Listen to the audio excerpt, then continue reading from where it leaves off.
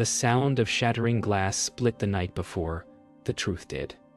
In that fragile silence, Mara's breath trembled against the fogged kitchen window, her reflection fractured by city lights. "I needed comfort," she said softly, as if the confession might dissolve with the steam of her tea.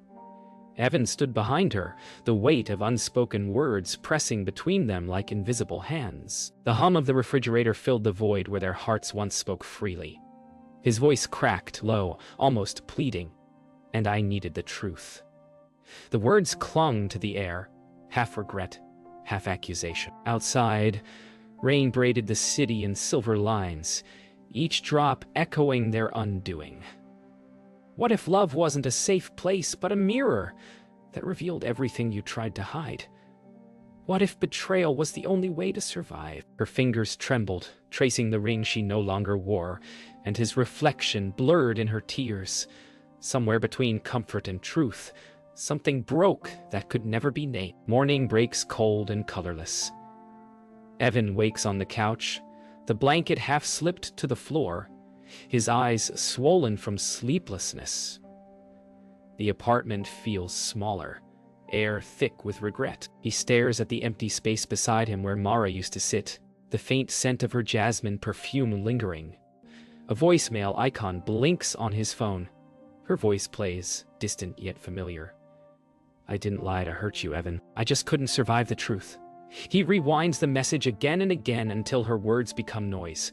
Through the window, sunlight pierces the gray, exposing everything the night had concealed. He presses his palms to his eyes, whispering, "Comfort isn't love, it's anesthesia." But somewhere beneath the ache, a question claws its way up. Was she protecting herself? Or protecting him? Mara sits alone in a small cafe, tracing circles on her cup with her fingertip. The chatter around her feels distant, muffled by guilt. Across from her, an untouched croissant cools beside her untouched phone. She scrolls through old photos, stopping at one where Evan holds her close, sunlight caught in his smile. Her lips tremble. "I needed comfort." She whispers again, as if the repetition might make it sound less like an excuse. Outside, a mother holds her child's hand, laughing at something small and ordinary. Mara watches them with quiet envy. She wonders when comfort became a cage and truth became a weapon. Evan walks through the city, headphones in but music off. The crowd moves around him like a river, yet he feels stranded in stillness. His reflection flashes by in mirrored buildings, each version more unfamiliar. A street vendor calls out, he doesn't hear. He sees Mara's face in every glance, every shadow. His thoughts echo, was comfort a betrayal, or just another way of saying goodbye? The sky turns gray, threatening rain again. Somewhere inside him something begins to fracture. A small realization that truth without tenderness is just another kind of cruelty. Night returns with its questions. Mara stands on the rooftop of her building, the wind tangling her hair as she stares at the glowing maze below. She dials Evan's number, hesitates, then deletes it. Her voice breaks as she whispers into the night, "You wanted the truth, but can you live with it?" Somewhere in the city, a phone vibrates unanswered. The rain starts again, soft at first, then relentless, washing over her face until it's impossible to tell if she's crying. Beneath the roar of water and wind, the faintest echo lingers. What if love isn't about choosing who you need, but what you're willing to lose? The truth didn't knock. It seeped in through silence. 2 days later, Evan sits in a small therapy room, the clock ticking like a metronome for confessions. "I keep hearing her voice," he mutters. The therapist listens without interrupting, pen unmoving. "He isn't here for healing, he's here for clarity." She said she needed comfort. He continues, his tone bitter. "Does that mean I wasn't enough? Or that she couldn't face herself?" The therapist leans forward, calm but piercing. Which answer hurts more? Evan stares at the wall. A framed photograph of an empty chair in sunlight. He suddenly feels small, a ghost of the man he used to be. The silence feels heavier than guilt, pressing down until even breathing feels like betrayal. Would you forgive someone if the truth was worse than the lie? Mara walks through a bookstore she once visited with Evan, every shelf a reminder of shared silences. She stops at a poetry section, fingers tracing the spine of a book they used to quote from. Her eyes linger on a line scribbled in pencil inside the cover. Truth doesn't set you free. It changes what you can live with. She closes it quickly, pulse quickening. A familiar voice behind her freezes, her breath. It's Nathan. Didn't think I'd see you here again. The man she turned to for comfort, the one she swore meant nothing. He smiles, but there's guilt behind it. She looks away, whispering, I made a mistake. His reply cuts through her hesitation. You didn't seem like it when you called me that night. The moment fractures the air, and for the first time Mara looks ashamed, not of what she did, but of what it revealed about her. Night. Evan scrolls through old photos on his laptop, the cursor hovering over one labeled, Use, last summer. He clicks, and the image fills the screen. Sunlight, laughter, no shadows yet. Then another photo loads. Mara, at a cafe, but not alone. Nathan's hand barely visible across the table. His chest tightens. The truth doesn't scream. It whispers. The timestamp confirms everything. He doesn't throw the laptop. He just stares until the tears blur pixels into ghosts. Comfort, he repeats, tasting the word like poison. He saves the image instead of deleting it because some pain demands witnesses. Mara sits in her car, parked under a streetlight outside Evan's building. The engine hums softly. Her hands rest on the steering wheel, unmoving. She rehearses words she can't bring herself to say.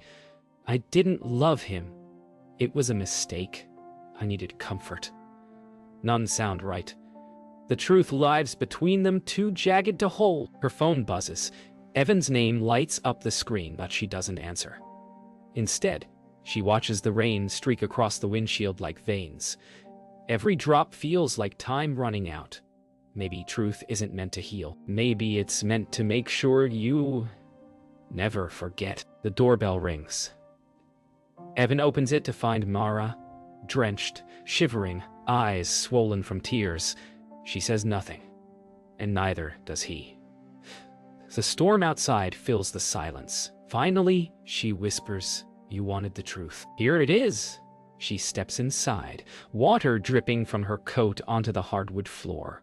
He closes the door slowly, as if sealing the world out. Her confession spills out in fragments, like glass shards, the loneliness, the night she called Nathan, the guilt that followed. Evan listens, unmoving, jaw tight. Was it worth it? He asks. Her answer comes trembling. No, but it made me feel alive for one night. The clock ticks. A single tear runs down his cheek. He turns away, whispering.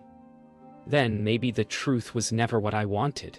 The air between them feels final. Hours pass after the confession, but the room still vibrates with what was said. The air feels metallic, heavy with memory. Evan sits by the window, smoking a cigarette he doesn't remember lighting. Mara stands near the door, arms wrapped around herself as if holding in pieces that might fall apart. Say something, she pleads. His voice breaks through the dark like gravel. You already said enough. She takes a step forward, desperate, eyes wide with regret. I wanted to tell you sooner. Then why didn't you? He snaps. Because I was afraid the truth would make you hate me. He exhales, the smoke curling between them like a ghost. It doesn't make me hate you, he says quietly. It makes me wonder if I ever really knew you. She stares at him. This man she once trusted more than herself, and suddenly realizes the truth didn't set her free. It just stripped her of illusion. Later that night, Mara finds herself walking aimlessly through the rain again, her breath fogging in the cold. Each streetlight flickers like a heartbeat losing rhythm. She passes a bakery still open, its warmth leaking through the glass. For a fleeting second, she sees a couple laughing inside, her old reflection of happiness. She presses a palm to the window. The cold glass bites her skin. "You wanted truth," she murmurs to herself. "And I gave it to you. Now what's left?" Behind her, a siren wails in the distance. The rain intensifies, washing away her makeup and what little certainty she had left. Truth, she realizes, doesn't break you in the moment. It keeps breaking you afterward. The next morning, Evan sits in the same therapy chair, but his voice is different, calm, almost detached. "She told me everything," he says. Dr. Levin tilts her head slightly. "And how do you feel?" He thinks for a moment, relieved, angry, empty, all at once. She writes something down, then asks, "Did you ever keep something from her?" His silence stretches too long. "No," he answers, but his eyes flicker toward the window. Dr. Levin notices but doesn't press. When he leaves, his phone buzzes. A message from an unknown number. "You still haven't told her, have you?" His expression freezes. Suddenly, the balance of guilt shifts, and the truth feels heavier on his side. Mara sits in her apartment, staring at the half-empty glass of wine on the table. Her phone vibrates. "It's Evan." She hesitates, then answers. His tone is flat. "There's something I need to tell you." She freezes. "Not more, Evan, please," but his voice doesn't shake. "When you were gone last year, I wasn't alone either." The words hit her like a slap. The glass slips from her hand, shattering across the floor. Silence follows, except for her uneven breathing. "You said you needed the truth," he says softly. "Now you have it." Her tears come quietly, not out of anger, but exhaustion. Betrayal had always been a two-way mirror. They had just been standing on opposite sides. They meet one last time in the park where they first kissed. The morning air is cold, grass glistening with dew. Mara arrives first, hands deep in her coat pockets, eyes hollow but calm. Evan approaches slowly, hesitant, guilt pressing on every step. "I guess we're even now," she says quietly. He shakes his head. "No. We're just done lying." For a moment, neither speaks. Then she looks up, a faint smile breaking through the pain. Maybe comfort and truth were never meant to live in the same place. He almost smiles back, but can't. The wind cuts between them, scattering fallen leaves like memories that refuse to stay still. She turns to walk away. He doesn't stop her this time. The truth, at last, is silent. A week passes. The city keeps moving, but Mara feels suspended between seconds. She's back at work, pretending to function, answering emails, making coffee, smiling at colleagues, but inside, she's uninhabited. During lunch, she slips outside to the rooftop, the same one where she once stood in the rain. The sky today is mercilessly clear. She takes out her phone, scrolling through old texts she never deleted. The words look harmless now, stripped of their context. "Miss you. Come home. I needed comfort." They blur together into static. Her thumb hovers over the delete button but doesn't press. Maybe she keeps them because they remind her that love existed once, even if it couldn't survive the truth. She whispers to no one. How do you start again when every piece of you belongs to a moment that's gone? Evan returns to his old apartment, the one he left after Mara moved out. Dust lies thick over the furniture, as if time itself had refused to pass. He opens a drawer and pulls out a small box. Inside, a letter addressed to him dated last year. His stomach tightens. The handwriting is familiar. He unfolds it carefully. It's from Mara, written before everything fell apart. "If you ever read this, it means I didn't have the courage to tell you in person. I was lost, not because of you, but because of myself." His hands tremble. Then he notices another folded page beneath it, his own handwriting, a draft of a message he never sent to someone named Lena. "You still haven't told her, have you?" The words from that anonymous text echo in his mind. The truth, it seems, isn't done with him yet. That evening, Mara meets with Dr. Levin. The room feels different. Less like confession, more like reflection. You said you wanted peace?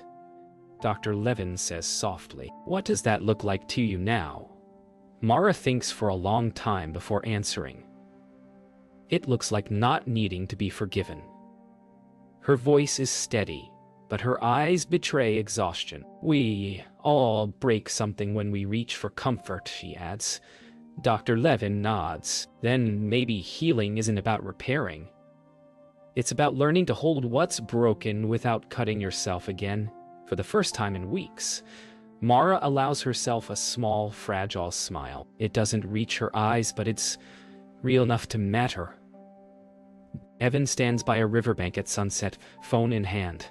He dials a number he hasn't called in months. The voice that answers is hesitant but familiar. Lena. He exhales. Yeah, he exhales. I just wanted to say I'm sorry. She's silent for a moment, then replies, You don't owe me that anymore. I do, he insists, his voice low. I told Mara everything, except about you. And that's the worst part. I blamed her for something I was guilty of too. The river reflects the dying light. Gold, turning to red. It's strange, Lena says softly. Sometimes the truth only hurts because it comes too late. When the call ends, Evan drops the phone into his pocket, staring at the horizon. The sun sinks, taking what's left of denial with. That night, Mara returns home and finds an envelope under her door. Inside is a photograph. Her and Evan, smiling in summer light, and a note in his handwriting. For what it's worth, I still believe you meant no harm. She sits on the floor, holding the photo to her chest, tears falling silently. For the first time, they're not tears of regret, but of release. Across the city, Evan lies awake. The window open, wind brushing against his face. Neither of them knows if they'll see each other again, but something unspoken settles between them, an understanding that comfort was human and truth was survival. The night hums softly outside, not cruel anymore, just honest. Morning sunlight cuts through Mara's apartment, turning dust into gold. She wakes early, before the noise of the city begins. For the first time in months, she feels no urge to reach for her phone. The silence isn't heavy anymore. It's soft, like an exhale. She brews coffee, opens her window and lets the cold air bite at her skin. The photo Evan left still sits on the table, but she no longer looks at it with pain. Instead, she smiles faintly. Healing, she realizes, isn't dramatic. It's in the smallest moments. The first breath that doesn't hurt. The coffee that tastes like warmth instead of memory. She whispers, maybe truth doesn't break you. Maybe it clears the space for something better. The city hums to life below. Unaware of how quietly a heart can begin again, Evan drives out of the city for the first time in years. The road unwinds before him like a second chance. He plays an old playlist, songs that used to hurt but now feel like stories belonging to someone else. The air smells of pine and wet earth. As he drives, he thinks of Mara, not with anger, but with quiet gratitude. They had both been broken and honest, and maybe that's enough. He pulls over by a lake, steps out, and breathes in the clean, sharp air. The reflection of the sky ripples in the water, reminding him that truth, like water, only stays still when you stop fighting it. He lets the wind hit his face, and finally, for the first time, forgives himself. Weeks later, Mara meets Dr. Levin one last time. You look lighter, the therapist says. Mara nods. I stopped trying to make sense of everything. Some stories don't end. They just stop hurting. Dr. Levin smiles. That's a good place to start. They share a silence that feels sacred. Do you think forgiveness needs an audience? Mara asks softly. No, Dr. Levin answers. It only needs honesty. Mara stands to leave, pulling her coat around her shoulders. Outside, the sky threatens rain again, but this time she welcomes it. She doesn't flinch from the truth anymore. She carries it like a scar that doesn't ache, but reminds her she survived. Evan sits at a cafe by the river, notebook open. He writes without stopping. Sentences, fragments, apologies he'll never send. His pen moves as if guided by release, not purpose. A barista passes and smiles. He returns it, surprised by the ease of it. He looks at the water and realizes he doesn't need answers anymore. Love wasn't meant to be perfect. It was meant to be real, and truth, however cruel, had made him real again. He tears a page from the notebook and watches as the wind lifts it away, carrying his words toward the river. They scatter like birds, free from weight. For the first time, the silence feels like peace. At dusk, Mara walks through the same park where she last saw Evan. The air smells of wet grass and fading light. She stops by the old bench, running her fingers along the weathered wood. It feels like touching a memory. From her coat pocket, she pulls a single folded paper, the note he left her, and lets it drift into the pond nearby. The ripples spread outward, soft and endless. She smiles, not from joy, but from understanding. Some truths aren't meant to stay. They're meant to be released. The wind picks up, scattering leaves through the air as the city lights begin to flicker on. Somewhere, in another part of the city, Evan looks at the same sky. Neither speaks, neither calls, but somehow they both know the story didn't end. It simply found peace. 3 months fold into a quiet that feels almost earned. Mara drifts back to the bookstore on a Thursday night reading, telling herself it's for the smell of paper and rain, not for ghosts. The bell chimes and there he is, Evan. Thin smile, new calm in his shoulders. The room is crowded, warm, breathing with strangers' stories. When the host dims the lights for ambience, the storm outside answers with a crack of thunder, and the building exhales into darkness. A scatter of phones glows like fireflies. Someone laughs nervously. Then Evan's voice, steady, rises from the front, reading a piece about mercy without naming it. Mara closes her eyes to listen, surprised that the ache is softer now, more weather than wound. She moves closer through the aisles, guided by syllables and the sound of his breath between lines. When the power flickers back, they're 2 shelves apart, seeing each other as if for the first time. Is peace what remains when love stops arguing? They meet in the stairwell where the noise thins. Concrete smells damp. A single emergency bulb hums above them. Neither rushes to speak. Evan rubs his thumb along a paper edge, as if sanding down the past. "You look lighter," he says finally. Mara nods. "I stopped rehearsing what I'd say if I ever saw you." They both almost smile. The storm drums the metal handrail. Their silence feels shared rather than sharp. "I told Lena everything," he adds, the confession landing softly. Mara's jaw tightens, then releases. "I told myself everything," she answers, "and the difference matters." He asks if she's okay. She says she's learning. Would you forgive someone if the truth was worse than the lie, or just quieter? The bulb flickers. A small heartbeat overhead. When footsteps approach, they step aside in unison, the choreography of 2 people who once knew each other's gravity, and now choose gentleness over orbit. Back upstairs, voices swell as lights fully return. A woman steps from the crowd, Lena, offering Evan a careful nod that holds history without demand. Mara notices the respect in his posture as he introduces them. No choreography of hiding, no half-truths left to perform. Lena thanks Mara for staying to hear the last piece. The sentence lands like a bridge rather than a test. For a moment, the 3 of them stand in ordinary air, and ordinary is the miracle. A laugh erupts near the counter. The barista rings a bell for closing. Mara feels the old panic rise and pass, like a wave that knows it won't break. She says she should go. Evan says he's glad they met like this. No scripts, no knives. Lena smiles. a quiet benediction. Outside, the rain has thinned to mist. The door opens, and the night smells of wet stone and beginnings too small to name. On the sidewalk, Nathan's voice catches Mara before the streetlight does. He's half apology, half habit, damp hair pushed back, the familiar grin a little tired. "Saw you inside," he says, like a question's first step. She hears an old version of herself answer in her head and lets it fade. "I'm okay," she tells him, which used to mean stay, but now means go.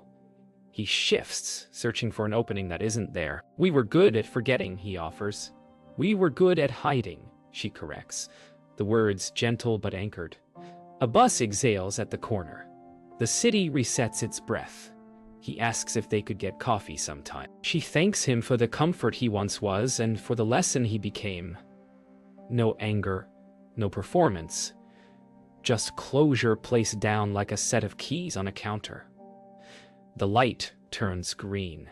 She steps forward without looking back. Later, the storm unthreads into a silver drizzle. Evan walks the river path, pockets warm with nothing he needs to say. Across town, Mara crosses a bridge and feels the city open like a lung. Their phones stay quiet by choice. In separate windows, they watch the same cloud peel from the moon and laugh softly at the coincidence they'll never confirm. Peace, it turns out, isn't a verdict. It's a practice. He stops to listen to water hitting stone. She pauses to breathe in petrichor and old wood. In the glass, each catches their own reflection and doesn't look away. What if betrayal was the only way to survive the versions of themselves that needed breaking? The rain slows to a hush. They turn toward home, not toward each other, and the tenderness in that restraint feels like a new kind of love that doesn't insist, only honors what was true. Morning lays a quiet ribbon over the city, the kind of light that forgives edges. Mara rides the tram toward the museum, fingers tucked in her coat, counting the stops she used to take with Evan, and the one she takes alone now. She's agreed to curate a small community show. Found letters, lost photographs, the soft archaeology of ordinary lives. The car rocks gently, and in the glass she catches herself without flinching. An older couple shares headphones nearby, heads leaned together. A child presses a sticker to the window and waves at his own reflection. Mara thinks of the words that once broke her open and finds they no longer rule her. The truth didn't fix anything. It made space. At the next stop, she spots a familiar profile on the platform. Evan, hands in pockets, gaze calm, not searching. The doors hiss. He doesn't board. She doesn't rise. They trade a small, steady smile through the glass as if to say, "We made it to shore." Is this what forgiveness looks like when no one needs to be right? At the museum's small gallery, Mara unboxes the show piece by piece, arranging the artifacts like breaths, letters sealed and unsealed, photographs with sunburned edges, handwriting that leans toward hope. Dr. Levin arrives quietly, not as a therapist but as a friend, carrying a thermos and the kind of smile that comes from watching someone return to themselves. "How does it feel?" she asks. Mara listens to the hum of the lights and the soft scrape of frames as they settle on the wall. Like I'm not hiding in my own story anymore. They walk the room in slow circles. A note written by a stranger reads, "I chose honesty even when it cost me." Mara presses the tape flat and feels a small click inside, a lock opening without noise. "You don't need my permission," Dr. Levin says. "I know," Mara answers, surprised to hear how true it sounds. Outside, snow begins without drama, a hush she's ready to keep. Evan reads on a small library stage that evening, invited last minute after someone canceled. He doesn't bring the old pieces about hurt. He brings the new ones about windows cracked open to winter and coffee cooling in rooms that feel kinder. Lena sits in the second row, arms folded in a way that protects and releases at once. When he reaches the last line, "I loved you the way a tide loves the moon. I just had to learn the pull wasn't a promise." He lets the silence stand. Applause comes warm, not loud.